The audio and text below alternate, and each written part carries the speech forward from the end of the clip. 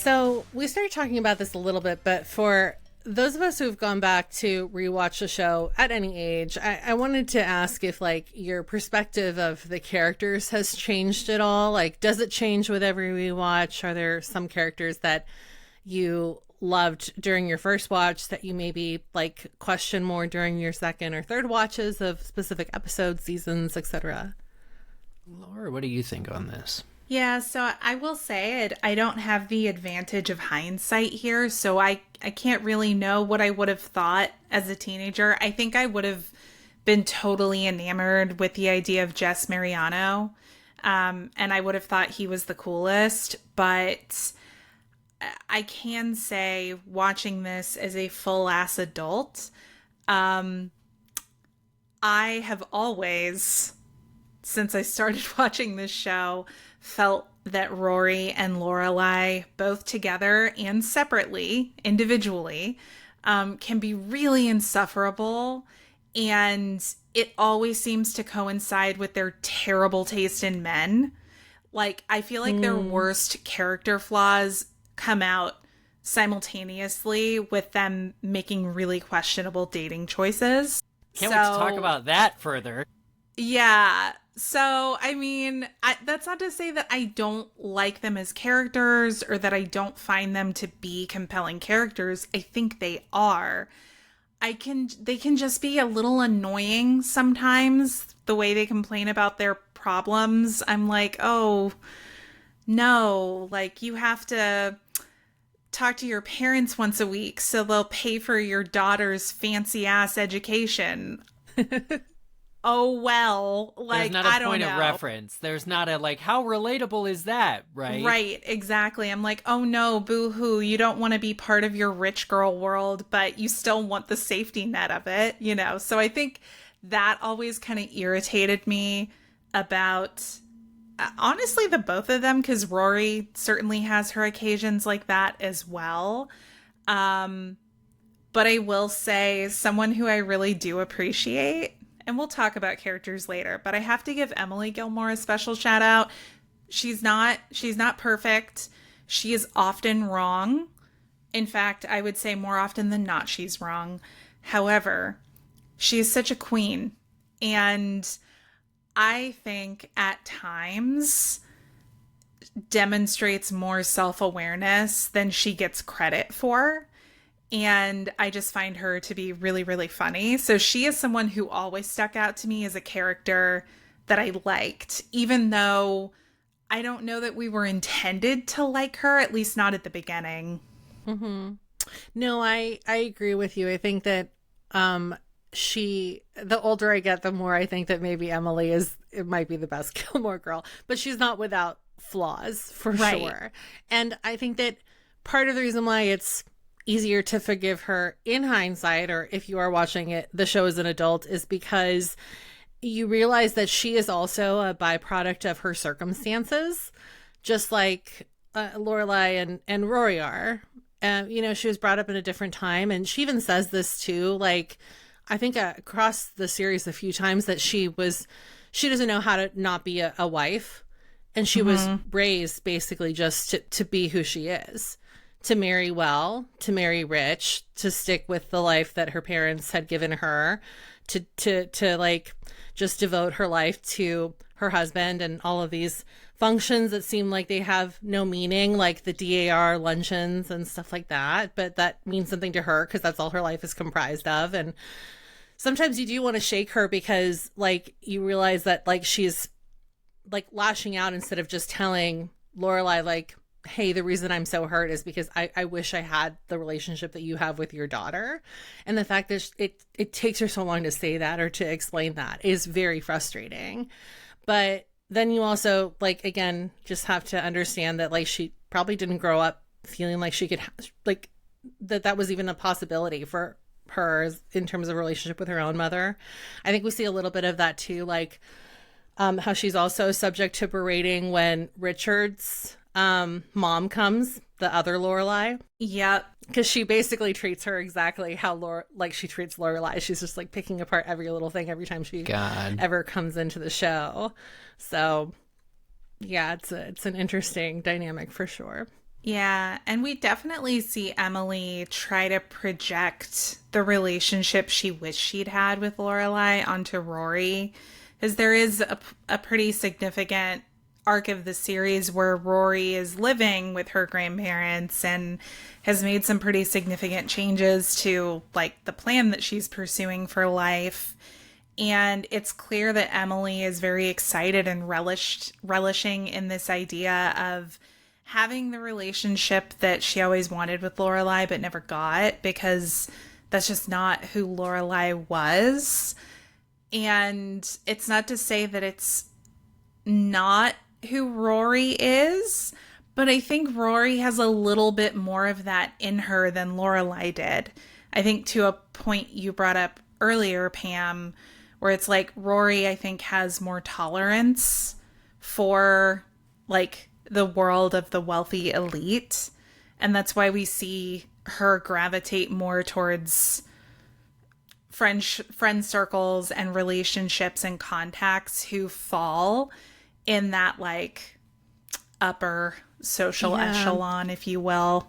And it's interesting because like I think the knee-jerk reaction on the surface would be to say it's because Rory is an academic. She's a scholar by nature, right? Like but then you have to remember that Lorelai was not stupid, and she was actually very good in school and very smart. She just didn't want that life for herself. She wanted an alternative life. So it's interesting that you're right. There is something more about that life that entices Rory beyond just like the academic advantages, which like then you know the show makes a case for the fact that like you could have the best education and you could still fall on your ass, because she does, and she does repeatedly.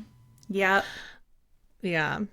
So, having watched this show properly for the first time when I was like 26, it hadn't hit me yet, but I'm sure that if I did it now at 37, I would be looking at Lorelai with like a super razor focus going, oh my God, this woman is 32. She's a mom of a 16-year-old. Like, what would that be like? I'm sure it would mess with me. Like, viewing Lorelai's decisions through the lens of somebody who herself is young and growing and still, you know, coming to terms with everything. And that, I think it's not that I lacked any sympathy for Lorelai, I think at any step of the way, but I would have it in spades this time and be like constantly comparing herself to me, you know, as we watch. So I'm not looking, I am or am not looking forward to that. It's like, oh, what if I had a kid who wanted to go to Yale or Harvard, you know, and ends up, it's like, oh God. Honestly, I encourage you to go and rewatch maybe some of the episodes that stood out to you with that lens, because I do think that's when you start to maybe sympathize with other characters, or you question more of what Lorelai does. Lorelai was just like, I mean, watching this as a teenager, she's like, I think she is painted to be the mom that you would want, despite her flaws, right? Because she's still very cool. But then, yeah, as an adult that could very well have children, you watch it back and you think like, okay, like this is where like her, you can tell that she was forced to grow up fast. And so a lot of this is like, maybe like she's like kind of stunted in that way. And so, and I think they even talk about this in, like early on, because like, I think that when we start getting introduced to Lorelai's boyfriends, she even says like, I've always kept this part of my life separate from Rory, and this is the first time that they're like kind of crossing paths. And so it's almost like she's going through her like teenage years again by proxy of like dating publicly, definitely, with like her daughter and stuff. So it, yeah. And there are definitely times, I think, where we see, and it's not always, because Rory definitely over the course of the series, she has her moments where she regresses, and Lorelai really does have to step up and be the mom. But there are definitely times where Rory, I think, exhibits more maturity than Lorelai. And I think that's just, it's representative of the fact that Lorelai did have to grow up too fast, and Rory grew up watching her mom struggle and probably internalized that and felt that sense of responsibility to be like the dependable one, to not be a problem, you know? Yeah, it's almost like she's getting to that point where, like, I think we all reach a point where we realize that our parents are not heroes. They're just people that had children, and they're like fumbling through life like the rest of us are. But I think the majority of us don't realize that until like we're into our 20s. But Yep. Rory has had to grow up so fast, and she is like wise beyond her years. That is something that the show makes very apparent. So the fact that she's starting to realize that at 16 makes a lot of sense for her. So I do want to talk a little bit more about the Netflix revival as well. So A Year in the Life, that came out in 2016, I believe, if I'm remembering correctly. And it was 4 mini episodes, all coinciding with different seasons of the year. This was an interesting undertaking because, if you both will recall, the Palladinos, who were the showrunners for the first 6 seasons of Gilmore Girls, famously did not come back to do the 7th and final season, which aired on the CW. So that season was spearheaded by a completely different team. And A Year in the Life was the way for them to kind of come back to it. And I think that in a lot of ways, that's why the show plays like the 7th season that we never got. But for better or worse, it did cause quite a stir when it aired, and there were a lot of mixed feelings amongst the fans. So I wanted us to take a little trip down memory lane here, and I wanted to ask you both how you initially felt about the revival when it first aired, because obviously everyone was excited for the show to come back, but I think that the reality of what we got didn't really settle well with people. Not everybody, at least. Some people enjoyed it. What did you think, Eric? I want to get your thoughts. You haven't seen it? Really? I am, but I'm okay with spoilers at this point.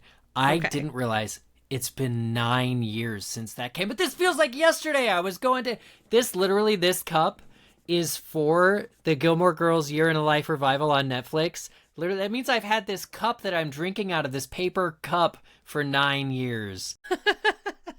This is awful. This is dangerous. I need to check myself into a hospital. No, the moment. So I mentioned I watched Gilmore Girls with a relationship. That relationship was ended by 2016, and it was kind of a show that was associated with a previous relationship. Now I still have fond memories with the show, but that would explain. I was single at the time, why I didn't delve into it. At that time. But I would like to know, and I'm coming to this forum here to kind of get your thoughts on it and how it did or didn't resolve things. I think at the time, the only spoiler I may have gotten was that somebody was expecting a child. And there was some controversy, I seem to recall, around that. But for the most part, I was happy. I'm always happy when casts and crew come back to a project after many years, especially if they had, sort of either an uneven kind of falling out, never got to finish the show they wanted to make, anything like that. I really, really like. So I was kind of keeping a little bit of a tab on sort of what the feedback would be about the revival. And then when it kind of fizzled out or didn't get as much attention as maybe I was expecting, I ended up not pursuing it. I still think it's worth pursuing, and I think there's a lot to like about it. First and foremost, Eric, you kind of touched on it. Seeing the whole cast of characters come back together was really, really cool. They basically got everyone back that they could get back, and they really picked up with like continuing everyone's stories, not just Rory and Lorelai's, so that's really, really nice. Something else I also appreciated, just as like a millennial, and I know we can all relate to this experience, I appreciate that Rory was having the same struggles that we're having. It was really refreshing to see this character who was like, canonically around my age at the time, late 20s, early 30s, to see her having a lot of the same struggles that I had. Because it would have been really easy, I think, and like too convenient for Rory to be like this smashing success who had like you know, gotten through every obstacle and had no problems and like lived the perfect life of like a high profile journalist, you know, and like that's not her reality. And I appreciated that they showed that. Yeah, it's for me, I'm a little conflicted because I do agree that it was very realistic to watch her struggle, but I do think that my issue is not with the fact that she was a 30-something millennial flailing, you know, in the midst of having kind of like this quarter life crisis. But it was in the way that she like conducted herself professionally. Like there's a point, because it's like, God, like, girl, do you even want it? Like there's this one point where she like, there's a publication. It's like a BuzzFeed like publication. Okay, this is the best way I could explain it to you, Eric. I'm excited. I'm so excited. Like publication, right, and they've been trying to track her down to get her to apply for this feature writer position, like a staff writer position, and she's basically blowing them off this whole time until she exhausts all other options, and she goes, well, I still have this one publication that like wants me, so I'll just go take a meeting with them.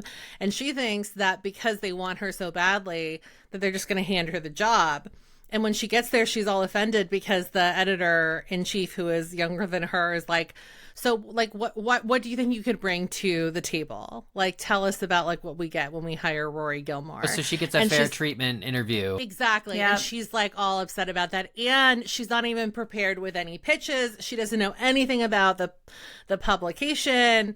And then she like, well, they don't give her the job, which honestly, like, they shouldn't have.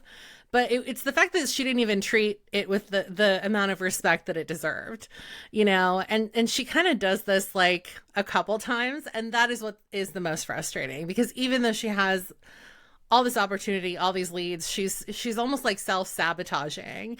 And I feel like that is a little bit out of character for her. And I still have trouble understanding why it is. And the only thing I can relay it back to is the fact that she's going through this quarter life crisis and not really addressing the underlying issues. But she's also like, I mean, like, she's still sleeping with Logan even though he's engaged, and it's like she's a mess. Yeah, she's a hot mess. She's entitled. I think that's the thing. And we even see how entitled she can be in the core series. I'm just thinking about like, think about when she met Logan's family, for example. Yeah, and she's like, but I'm a Gilmore. Right. That and was they were her whole thing. Horrible to her, to be clear. Like, can't argue that. But the whole attitude of, I'm a Gilmore. My ancestors came here on the Mayflower. Shut up. You're not special. Right. But the fact that she couldn't, like, she doesn't know the world. See, this is what, like, this is when I side with Lorelai, because Lorelai tries to explain to her that there's more to this world that she is trying to assimilate into, for better or worse, than she understands. And part of that is that there's rich and then there's rich. Like, it's almost like there's a hierarchy even amongst people that are well off. Yep. And she doesn't understand that. All she knows is what her grandparents have led her to believe, which is that she's a Gilmore, so she comes from good stock and she's the best. And so she doesn't know how to navigate around people that are even higher on this totem pole than her grandparents are. And it's not about the fact that, like, everybody has the same amount of money. Like, even though that is something that Emily says when she confronts Logan's mom later, which is one of my favorite episodes. Gosh, I think in the whole series. Yeah. Yeah. The takedown. Is it Shira? Is that her Shira, name? Yeah. Yeah. Oh, she calls her like not a two-bit whore, but something like that. Basically, she something says a little bit more elevated. She came from nothing, and like from less than nothing, and she doesn't know why like Mitchum even chose her to begin with. Anyway, that's neither here nor there. But the point is like, she even says, like, she's like, oh well, like, we all have money, you know, but their point is like, oh, but our family has the better name. And like, Rory just can't wrap her head around that, because she hasn't grown up around that demographic. So do we think that maybe either Amy Sherman Palladino lost touch with what makes the character Rory work, or lost touch with the character in the way that when she came to write this follow-up, missed the mark in a way that just felt a little odd? was it an intentional choice that people disagree with? Or was it a kind of meandering? Yeah. And I would love for Laura to weigh in on this too. My thought is that the revival was wish fulfillment because they never got to close off the story the way they wanted to. And I do think that it plays better when you think of it as a substitute to the final season, despite the fact that the characters are older, versus like coming back to this world 10 years later. See, hearing this, I think that's perfectly reasonable. Like that the show, that seems like a fine approach. Like I'm not intimidated by being able to set aside. It's shows these days are so labyrinthine, and there's shows like Better Call Saul exists, which came after well before Breaking Bad. Like I could do some time jumps in my head and say, what would this alternate universe spinoff be where some things that happen in the final season aren't necessarily canonical or going to make sense with the character choices here. That seems reasonable. I think today's modern viewers are more prepared for that kind of a thing, especially if, on the other hand, you're getting more time with some of the characters you loved. And especially if you're getting, I think, all throughout the series, characters, the peripheral characters that you love. Like I'm still just like looking at them, I'm like, oh my God, Paris. I remember Paris. Like I've thought about Paris. Yeah. Oh, she's so great. 15 years. I love her. Yeah. And she's great in the revival too. She's like one of the bright spots as well. I think honestly, Eric, to like go back to answer your question a little bit further, it's really that we were like, the fandom was not prepared for the revival to be that. I think that we all expected like it to build off of the final season in some way. And it just kind of felt like it was almost like the characters were stunted because they were all kind of doing this like one step forward, three steps back thing. Like at least the main characters were. God, and that's how I feel about David Lynch's Twin Peaks return. I couldn't stand it when it first came out. I've since reviewed it, but it was just like, this isn't what I wanted. In fact, it's way the hell off. It seems to be deliberately off-putting. Yeah. What did you think, Laura, overall? I feel like I've been talking a lot. I actually fully agree with you. I think that a lot of the major story beats and character arcs in Year in a Life were supposed to happen in season 7. So I think they just had their original idea play out, and when they came up with it, the characters were originally, I mean, Rory had just graduated college, right? So like when you think about it that way, and then you characterize some of the things she does in A Year in the Life, it makes way more sense for a 21-year-old to be getting into that kind of stuff than someone who's in their mid-30s. Yeah, the arrogance factor, that is definitely some 20s shit. Okay. For sure. But yeah, like overall, like I wouldn't say like if you haven't like Eric watched it, I think that like what we have to say about it shouldn't deter you, but hopefully you go into nothing it with I've a little heard bit more of so a far. Yeah, it deters head. me. I think especially because it's 4 episodes. Like I got the time, and they're like, long. They're like mini movies. Yeah, and there's a lot some delightful stuff in there. Yeah, there's some great stuff. Like, you know, and like Laura said, almost everyone comes back. Like you talked about like how Luke also is a father figure, like in theory, but then like, you know, later in practice, because they introduce his long lost daughter, April, like April comes back for a scene. They were able to get Melissa McCarthy to come back to play Suki, even though that was like up in the air for a minute when they were talking about casting. I remember all the that boyfriends come back, but the only person that doesn't come back is Chad Michael Murray, which is weird. But they were, again, and like Tristan is like such a blip in the radar as far as like characters go. But you know, when you have an ensemble cast like Gilmore Girls has always had, that's like so rich in lore, I think that like, you know, you have all these like side characters that sometimes become fan favorites. But yeah. And Kurt has plenty of screen time. Oh yeah. Yeah. So if you enjoy his antics, big fan. Yeah. He's the ultimate, like, I know Kirk is supposed to be Gen Z, but he's the ultimate millennial in my eyes because he's all about the side hustle. He has like 10 million jobs. He's making it work. Gotta get oh my God. Yeah. So, with all of that said and done, like, despite how we feel about the revival, I guess that's just me and Laura, but like, would we like to see Gilmore Girls come back again? Because selfishly, I think I still would, despite my qualms with what they did with the revival. I think you got to have a concept. I think that, and it wouldn't, I mean, a passing the torch could maybe work, but I don't know. It's interesting. I think that now that because Gilmore Girls, for showcasing a mother-daughter relationship on primetime television, you know, a lot of people watching, lot of history there throughout the last 20 years. There are now other shows to fill that niche that this show filled, and maybe in a more nuanced way, or maybe in a different way. So I think you'd need a strong concept, not to get it greenlit. You can do fuck all and get it greenlit. Apologies for the swearing, because it's a hot property that sold so well. But I think the right way to do it would be to figure out what that show looks like. Who are your central characters?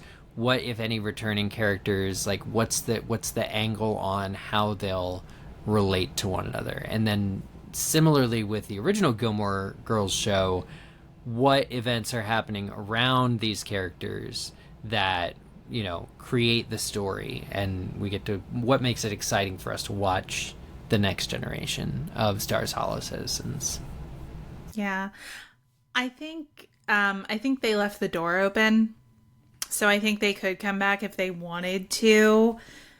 I also think I think it's still fine if they don't.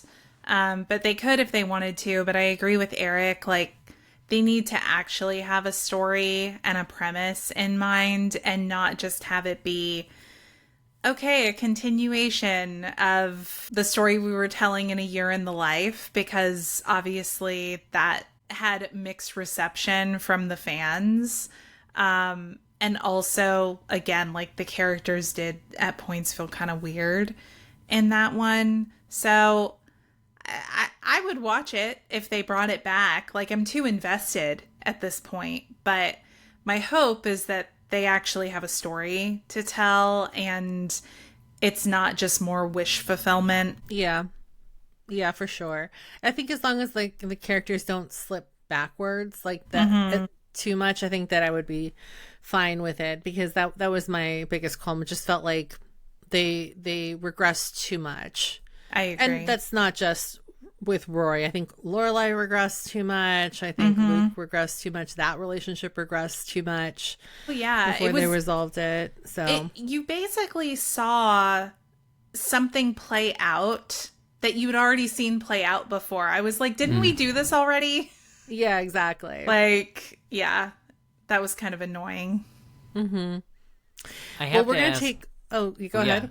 Well, no. We can see if this gets included or not, no problem. But one of the cultural phenomena, like, again, keeping gentle tabs on Gilmore Girls, was the utter phenomenon that was the Gilmore Guys podcast, which came out, like, completed its run. Did you guys ever listen to that or watch the show and then watch the... I didn't, but I've only heard great, delightful things about. Did you ever listen to it? Like, as a concept, is like, here's a show for girls. Here's some guys. What, you know, is this kind of like a fun concept, and then they loved it and you know, did the thing proper. I'm looking in their later season episodes, and like, it's 3-hour podcast episodes for every episode of Gilmore Girls. I'm like, oh my God. Yeah. But you know, if somebody's going through and getting really into the show, that could scratch an itch.